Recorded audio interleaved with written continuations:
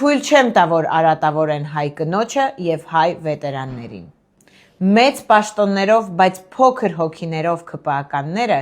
իմ դեմ արշավ են սկսել, փորձելով արատավորել իմ անունը։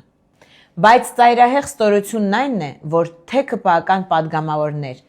թե նախարարներ, թե աշխատակազմի ղեկավար աշխատող պաշտոնյան շատ լավ գիտեն, որ հայտնի ձայնագրության մեջ ես խոսում եմ վաստակավոր ուսուցչուհի, հայրենական մեծ պատերազմի վետերան, լեգենդար Ռոզալիա Աբգարյանի հետ, ում ես ցանկացել եմ իր ծնունդի կապակցությամբ հեռուստացույց նվիրել։ Բայց սկսեմ սկզբից։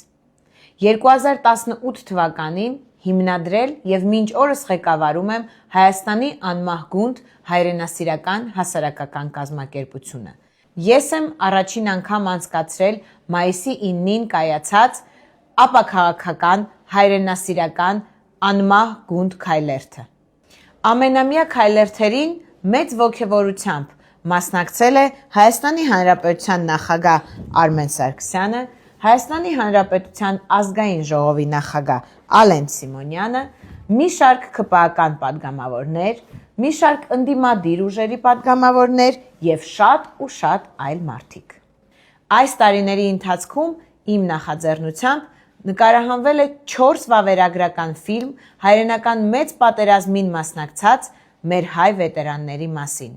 Օգնել եմ պետության կողմից անուշադրության մատնված բոլոր հայ վետերաններին։ Շուրջ 10 տարի մտերմաբար օգնել եմ նաև ցավոք սրտի միակ հայ կին վետերան Ռոզալիա Աբգարյանին։ Ձայնագրության մեջ ես խոսում եմ տիկին Ռոզալիայի ծննդյան նվերի մասին, բայց իմ իրավաբանները ինձ խորհուրդ չտվեցին, որ ես նրան նվիրեմ ոչ հեռուստացույց, ոչ էլ գումար, և ես այցելեցի նրան միայն քաղցրավենիքով։ Այդ մասին ես հրապարակում եմ արել իմ ֆեյսբուքյան էջում, և դատարանը նույնպես այդ մասին տեղյակ է։ Ինչ ընտրակաշառքի մասին կարող է լինել խոսքը, երբ 103 տարեկան տիկին Ռոզալիա Աբգարյանը նույնիսկ քայլել չի կարողանում։ Ես կլռեի, եթե թիրախավորեին միայն ինձ, բայց ես թույլ չեմ տա, որ արատավորեն մեր պատվարժան վետերաններին։